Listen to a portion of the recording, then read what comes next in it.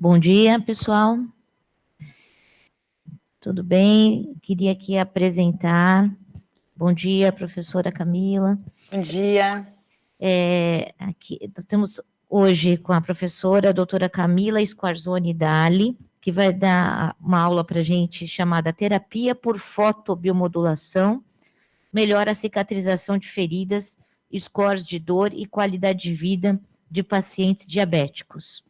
A professora Camila é associada do Departamento de Anatomia do ICB-USP, responsável pelo Laboratório de Neuromodulação de Dor. Atua no estudo da fisiopatologia da dor crônica refratária, com ênfase em neuromodulação do sistema nervoso, neuropeptídeos com potencial terapêutico e terapia de fotomodulação em modelos experimentais e clínicos de avaliação da dor. Seja bem-vinda e muito obrigada pela sua presença. Obrigada, eu que agradeço o convite. Então, eu sou vizinha de vocês, eu fico aqui no ICB3, no Departamento de Anatomia, e hoje eu vou mostrar para vocês, a convite da doutora Alessandra, alguns resultados que eu tenho com pacientes que eu faço aí no HU. Eles são pacientes do ambulatório de feridas aí do Hospital Universitário. Então, eu trabalho com... A gente fala, né, fotobiomodulação, que é a terapia por laser de baixa potência. Eu já tive até uma oportunidade de fazer um treinamento para alguns funcionários do HU. Então, eu trabalho com o laser de baixa potência no meu laboratório há alguns anos. Eu comecei trabalhando com modelos experimentais, né, basicamente modelos em animais. Eu vou até mostrar alguns resultados aqui. E os resultados foram bastante promissores nos modelos animais, que nos motivaram, então, a começar a trabalhar com os pacientes. Então, a gente, hoje, né, nesses dados que eu vou mostrar para vocês, a gente trabalha com indivíduos que apresentam diabetes, então, indivíduos diabéticos. Então, só para a gente lembrar, né, o diabetes ele é uma doença de importância para a saúde pública. Então, a gente tem um número muito alto de indivíduos diabéticos no mundo todo, né? A gente tem aí, no Brasil, por exemplo, a gente tem mais ou menos 30 milhões de brasileiros acometidos por diabetes em diferentes graus. Quando a gente faz estudos epidemiológicos, populacionais, a gente vê que nos próximos 20 anos isso só vai aumentar. Então, ela é uma doença aí desses anos modernos, né? Ela está relacionada com principalmente maus hábitos de vida que a gente foi adquirindo ao longo dos anos. Então, a gente acredita que mais ou menos em 2040 a gente vai ter um aumento de 60% no número desses indivíduos aqui no Brasil, mas se a gente olhar aqui no diapositivo, a gente vê que vai subir em todos os continentes, em nenhum a gente vai ter uma diminuição, uma perspectiva de diminuição. O grande problema do diabetes são as morbidades que vêm associadas com a doença. Então, esse desequilíbrio na glicemia vai fazer com que os indivíduos desenvolvam uma série de complicações que vêm associadas com essa doença, e uma delas vai ser aí esse pé diabético, que é o que interessa pra gente. Então, eu falei 30 milhões, mentira, 14 milhões de pacientes diabéticos no Brasil, 46% dessas pessoas nem sabem que elas são diabéticas, né? Vocês que estão dentro dos hospitais, as pessoas acham, às vezes você pergunta ao paciente assim, você é diabético? Ele fala, não. Você toma remédio? Tomo, para controlar o diabetes. Então, eles acham que não são diabéticos porque toma um glifágezinho. Minha mãe é assim, por exemplo, ela não é diabética, mas ela toma glifage 2 vezes por dia para controlar a glicemia. A gente tem esse grande problema, as pessoas não acreditam, é uma doença silenciosa e as pessoas não acreditam na gravidade dela. Além disso, a gente tem aí 60% da nossa população em risco de desenvolver diabetes. Então, é uma doença que a gente precisa prestar muita atenção. A longo prazo, o diabetes diminui qualidade de vida, ela tem um impacto econômico, porque os pacientes têm uma série de comorbidades, então eles ficam dependentes de serviços de saúde, muitas vezes eles vão ter que parar de trabalhar por conta de amputações, né? Então isso aumenta o uso aí dos serviços de saúde e as taxas de hospitalização. Então, de novo, só para mostrar números, né? Hoje, a gente está em 5º lugar no mundo. A gente perde aí para China, Índia e Estados Unidos. Daqui a 20 anos, então em 2045, espera que a gente esteja em 3º lugar. Então a gente só vai piorar, tá? Não existe uma expectativa de melhora aí para o número de pacientes acometidos por diabetes nos próximos anos. Bom, o diabetes crônico, né, ele causa uma série de comorbidades, uma série de morbidades aos indivíduos acometidos. Então, a gente conhece a retinopatia diabética, existem problemas cardiológicos, então existe uma cardiomiopatia diabética, a nefropatia diabética e as questões relacionadas com as estruturas do sistema nervoso. Então, em casos mais graves, né, o aumento do risco para desenvolvimento de AVC, de acidente vascular cerebral, existe essa redução no fluxo sanguíneo que é muito importante, que vai causar as úlceras diabéticas, que muito nos interessam aqui dentro desse trabalho, e junto com essas úlceras diabéticas e essa redução no fluxo sanguíneo, a gente vai ter uma perda dos neurônios sensoriais, então das células que transmitem as informações sensoriais dos nossos membros inferiores e superiores, causando aí a neuropatia diabética. A neuropatia diabética, ela atinge mais ou menos 50% desses pacientes que têm diabetes crônicos. Ela é tempo dependente, então ela vai aparecer conforme a doença se cronifica. Eu vou mostrar nos resultados que muitos dos nossos pacientes que a gente atende para fazer fotobiomodulação, eles têm diabetes há mais de 10 anos. Ela é comprimento dependente, essa neuropatia, então ela gosta das células mais compridas, então ela vai acometer primeiro os membros inferiores e depois os membros superiores. Então não é incomum, né, conforme a doença evolui e fica descontrolada, os indivíduos terem perda de sensibilidade nas mãos também. Quando a gente tem membros superiores acometidos, a gente vai acometer também estruturas do tronco e assim sucessivamente. Então, ela é uma doença bastante relevante, essa neuropatia diabética.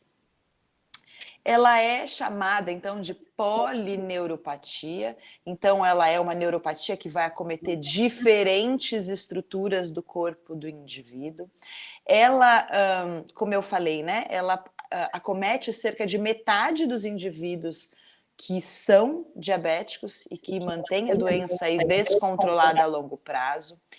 Ela se apresenta, então, nessa forma que a gente chama de bota e luva, então, principalmente nos membros inferiores, mas também nos membros superiores, e nos casos mais graves ela vai chegar a acometer o tórax do indivíduo, né, a região do tronco do corpo do indivíduo. Ela se apresenta na forma, inicialmente, de uma parestesia, então, uma perda de sensibilidade, um formigamento que o paciente relata, né, nos membros inferiores, nos membros superiores, com uma perda de sensibilidade que evolui para uma dor crônica.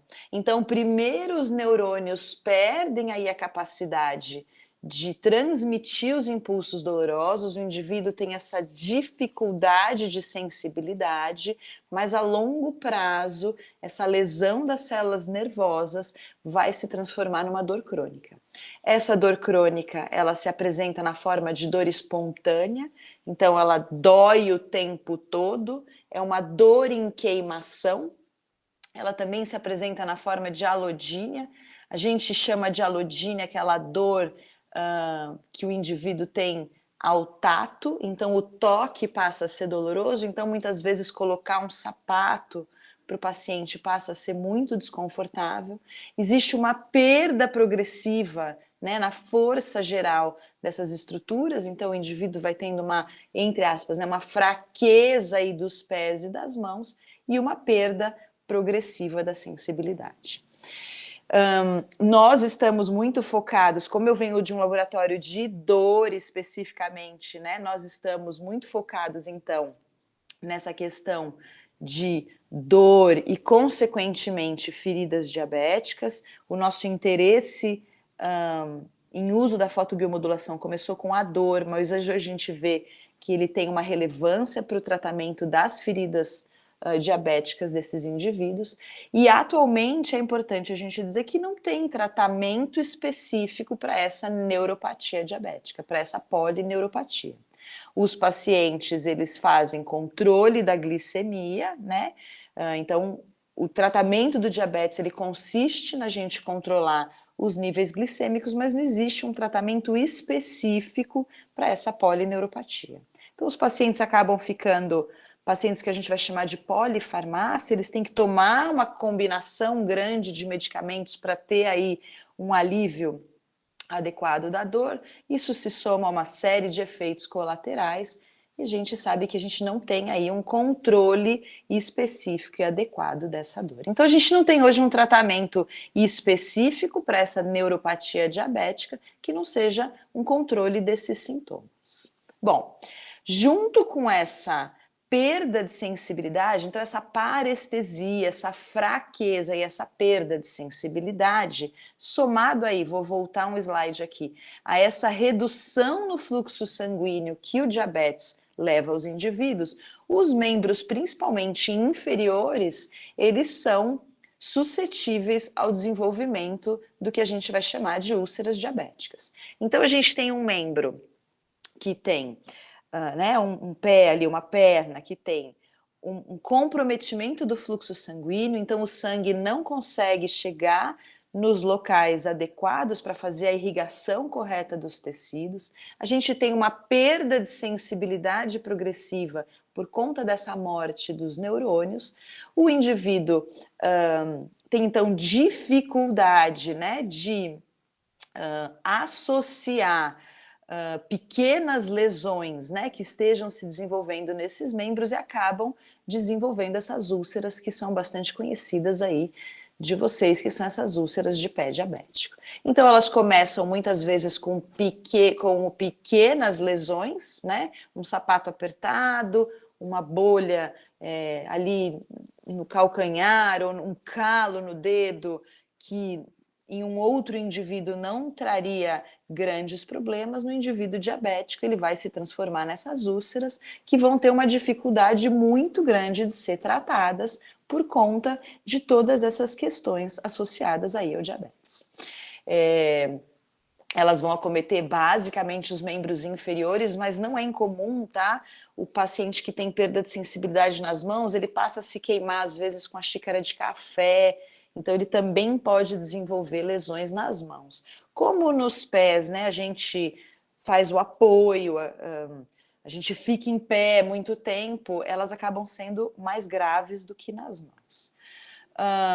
Essas úlceras, elas acabam sendo a principal causa de amputações não traumáticas dos membros inferiores. Então, muitos desses pacientes, então a gente fala que aqui no Brasil a gente chega até em 70% dos pacientes diabéticos, eles acabam precisando de amputação de pequenas partes ou grandes áreas, né, desses membros inferiores, e às vezes mesmo com a amputação existe uma dificuldade, a gente pode ver até pelas imagens aqui do diapositivo, existe uma dificuldade em se cicatrizar lesões que permanecem nesses membros. Então a gente consegue entender que esses pacientes, eles têm uma perda muito importante da qualidade de vida.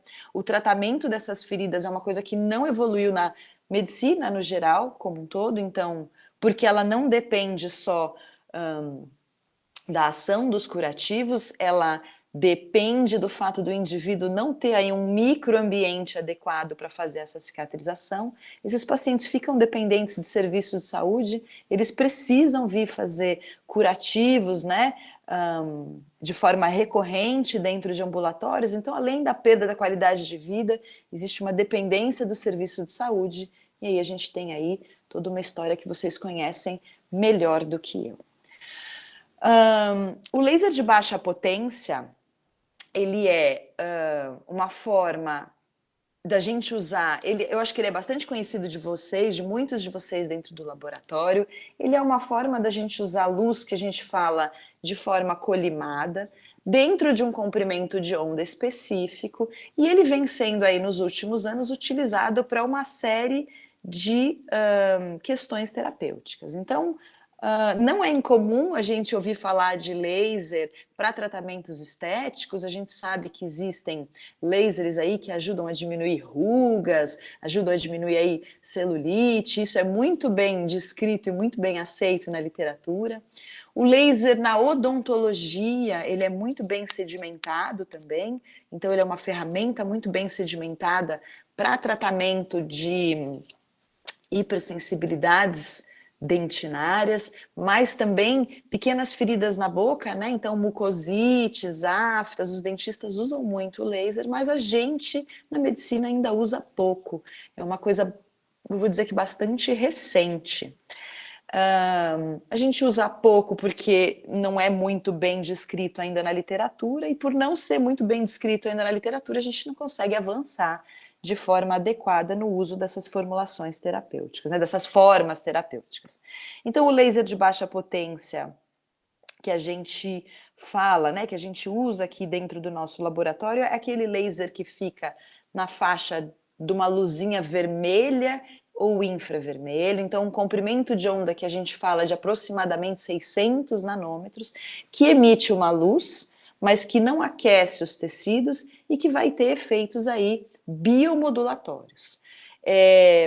A literatura ainda é controversa na forma como o laser age. É por isso que a gente estuda o laser, principalmente agora na neuropatia diabética. A literatura ainda é um pouco controversa, porque, como eu falei, são poucos os estudos disponíveis, mas acredita-se que a luz, ao incidir nos nossos tecidos periféricos, ela atinge lá as mitocôndrias das nossas células, fazendo com que exista um aumento na taxa metabólica das nossas células, levando aí a uma reorganização do metabolismo celular e melhorando a qualidade de vida das células e ajudando no processo de cicatrização.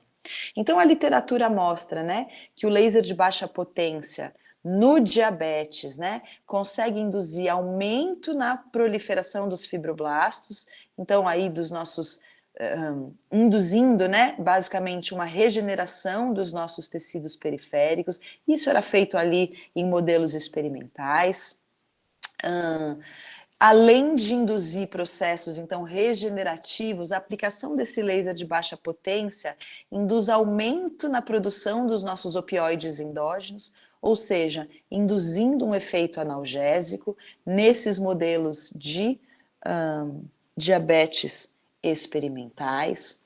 Ele também induz um aumento na produção de substâncias de metaloproteinases de matriz, que são substâncias precursoras dos nossos tecidos. Então, as substâncias que vão ajudar a gente a produzir lá o colágeno do tipo 1, tipo 2, ou seja, aumenta a regeneração das células, né?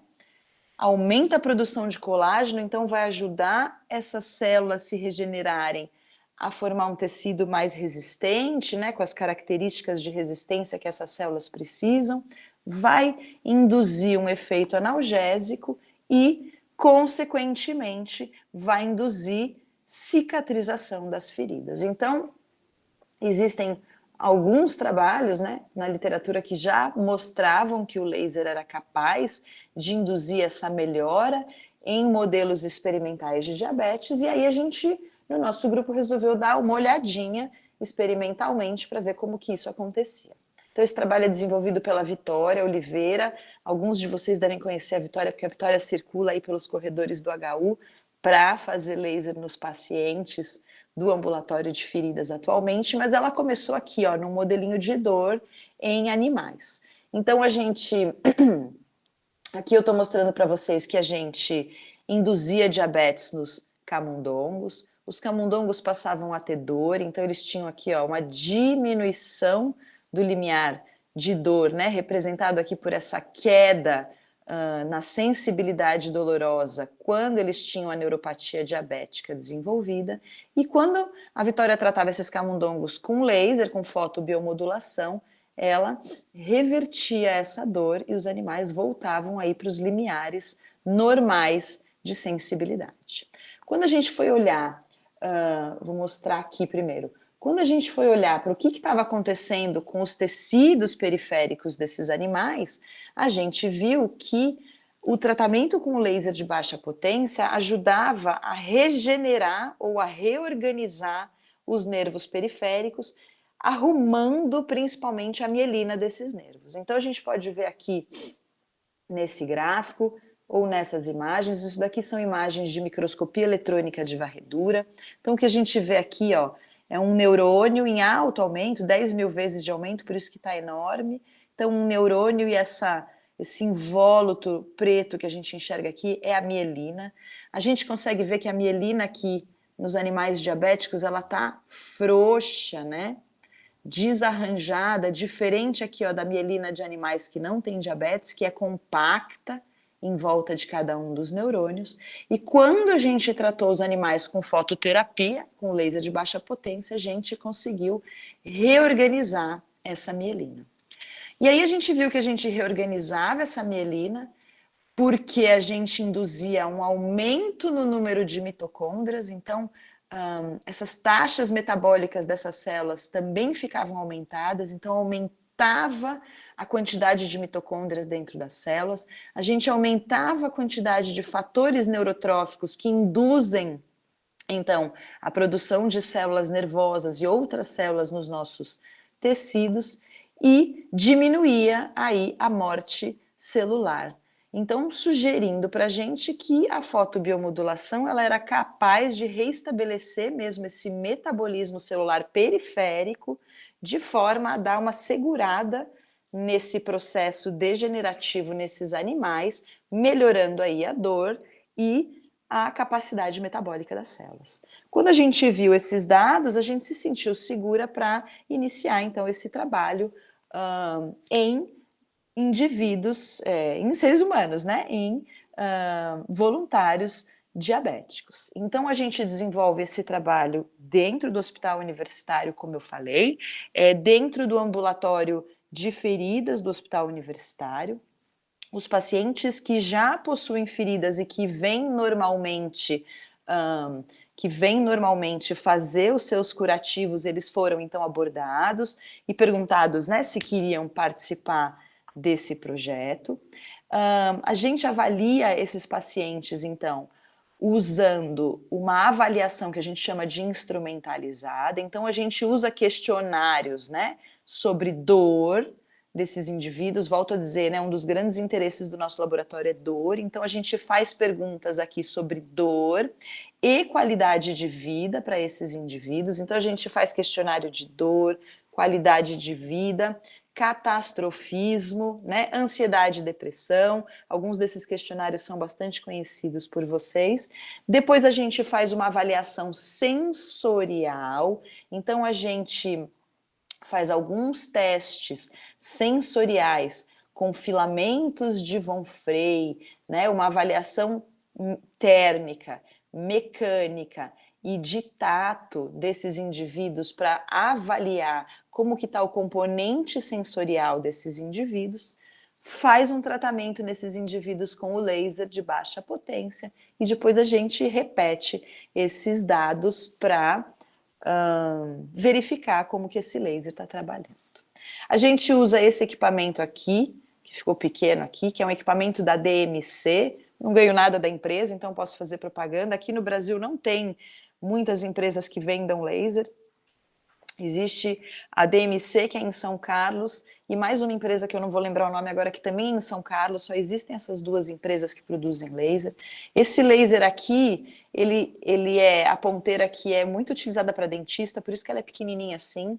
Eu até diria que, para nossa realidade, seria mais fácil se a gente tivesse aparelhos que tivessem mais de uma probe para que a gente pudesse tratar essas áreas de feridas de forma mais rápida, porque a ponteira é pequenininha e a gente tem que fazer aplicações pontuais ao longo de todo o pé do indivíduo e toda a ferida desse indivíduo para a gente ter melhores resultados, tá? Então a gente realmente usa o laser que está disponível aí no mercado.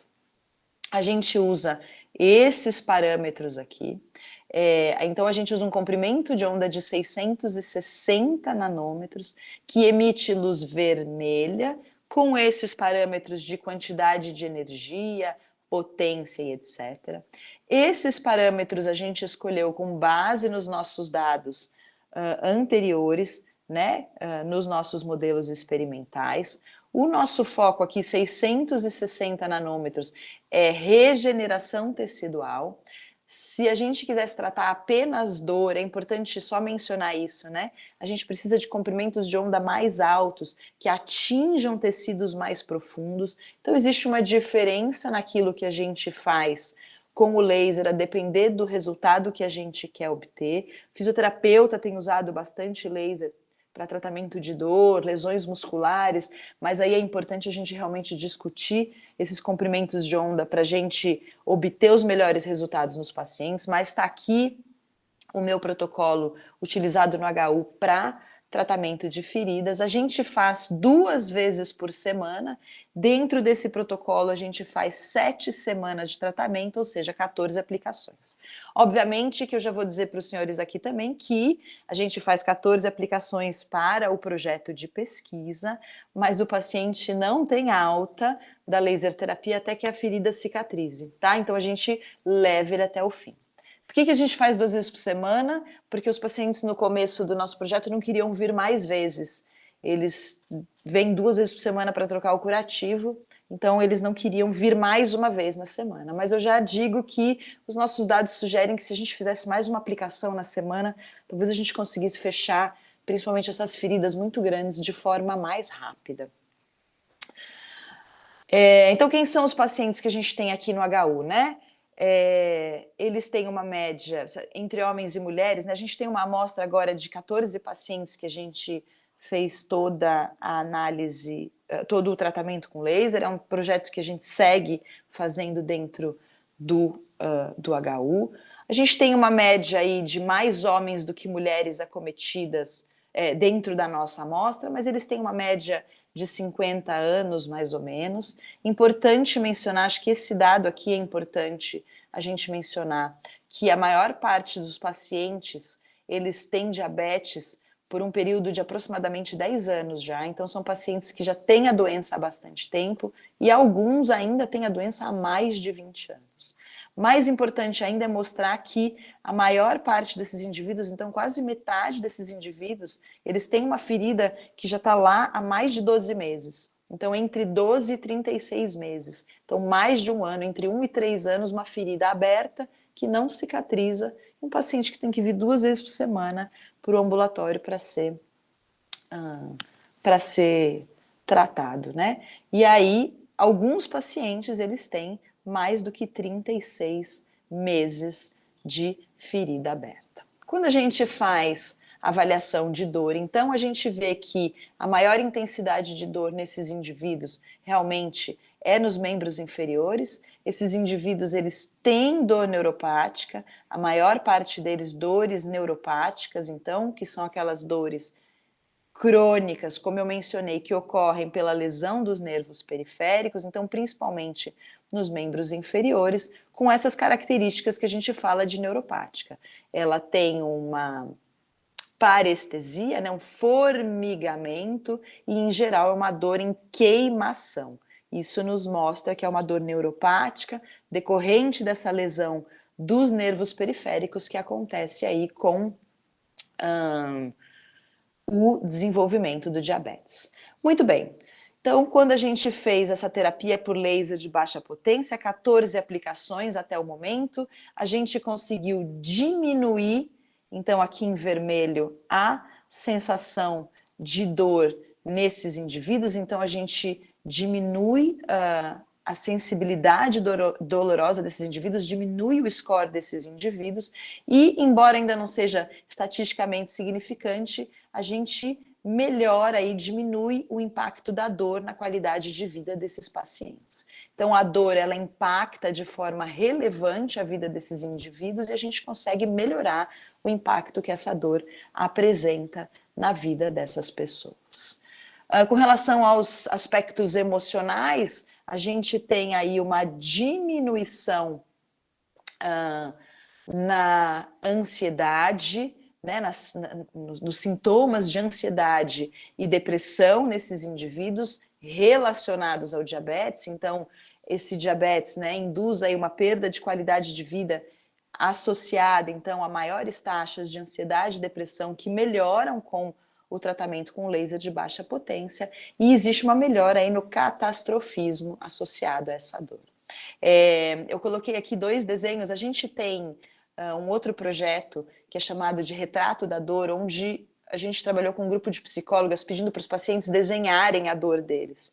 Então, só para a gente entender esses aspectos emocionais que eu estou falando com relação à dor desses indivíduos, vocês veem aí que para os pacientes essa dor do diabetes nos membros inferiores se apresenta aí de uma forma bastante desagradável. Então, ó, esse paciente aqui, ele vê um monstro que faz pegar fogo aí nos pés dele o tempo todo. Esse paciente aqui relatava que ele vivia com a sensação de calçar um sapato 3 números menor, então um sapato 38, 2 números menor, para um pé 41.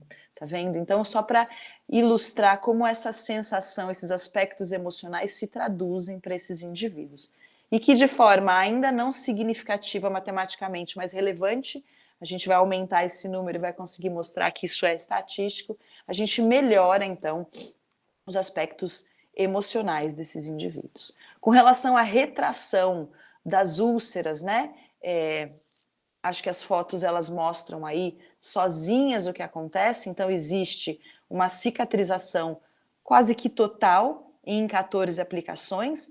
Como eu comentei, né, para o paciente que não teve cicatrização total nessas 14 aplicações, ele segue, a gente usa os dados de 14 aplicações no projeto, mas ele segue fazendo o laser até que a ferida esteja cicatrizada. Então, como vocês podem ver, né, aqui são as feridas antes e no fim da aplicação do laser de baixa potência, então existe uma retração dessas feridas, e agora a gente está estudando, né, o nosso interesse agora vem nos mecanismos pelos quais o laser está fazendo isso nos tecidos, para ver se a gente consegue melhorar as características dessa luz, para ser até mais rápidos no tratamento desses pacientes. Então, só para ilustrar, já estou terminando, gente, não quero tomar mais tempo de vocês, a gente pega uma biópsiazinha de pele desses indivíduos, a gente coloca em cultura essa biópsia de pele e a gente está olhando aqui o que está acontecendo, então, com o tecido desses indivíduos. E o que a gente consegue ver é um aumento na viabilidade celular. Então, por que eu estou cicatrizando essa ferida que não cicatriza por nada? Porque a luz, ela está induzindo aí um aumento na quantidade de fibroblastos, então as células elas estão se reproduzindo mais. Então, células de diabéticos aqui, ó, elas não se reproduzem muito, mas quando a gente põe o laser, a gente aumenta a quantidade de células, e além de aumentar a quantidade dessas células, elas vivem melhor nesses indivíduos diabéticos, conseguindo aí fazer a retração dessas feridas. Então a gente também fez alguns ensaios de retração de ferida in vitro, a gente pega esses fibroblastos desses pacientes aqui de novo, coloca numa plaquinha de cultura, faz uma ferida nas células, né? Tá vendo? Um buraco aqui para